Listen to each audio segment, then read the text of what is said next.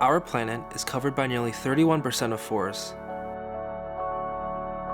Forests help purify our water, air, and supply millions of jobs for people around the world. Not only do humans rely on forests, but nearly 80% of land animals thrive in rich forested areas. Forests play a major role in reducing greenhouse gas emissions by soaking up much of the released carbon into our atmosphere. These gases are stored in wood, leaves, and soil for a longer period of time. This great amount of storage worldwide tells us that our actions and the fate of climate change greatly depend on the health and abundance of our forests. These beautiful hillsides and seas of everlasting trees are in danger. As our population grows, deforestation has been the number one threat to many of these ecosystems. Specifically tropical rainforests, because they hold much of our biodiversity on the planet. In the last 50 years alone, roughly 17% of the Amazon rainforest has been lost. This is mainly due to agricultural expansion. However, as time passes on, untouched regions all over the world are being lost. Looking closer to our own deforestation in Washington, we can see logging and forest fires mainly contributing to these causes.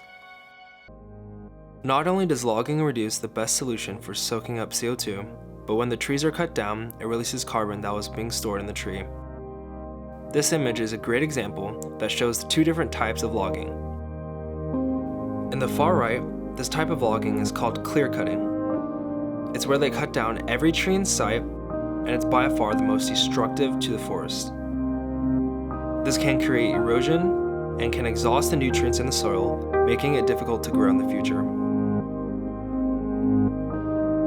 The left lower third of this image shows a method called selective cutting. Usually someone with a scientific background will scope out the selected land and take out trees that are deemed not as important. This thinning process is by far the best method for logging, but is still disruptive to the ecosystem.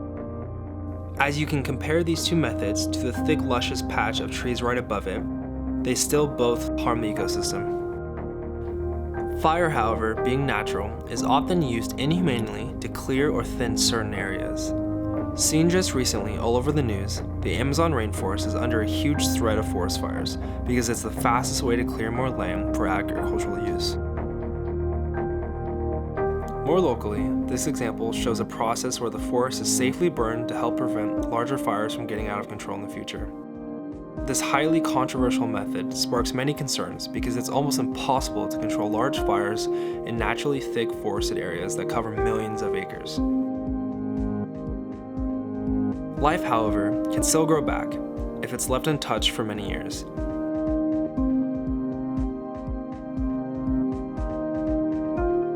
Some challenges with reducing deforestation comes from weak governance in developing countries, finding new ways to incentivize the reduction of biodiversity loss, and useful measurements that show the change in carbon levels from forested areas.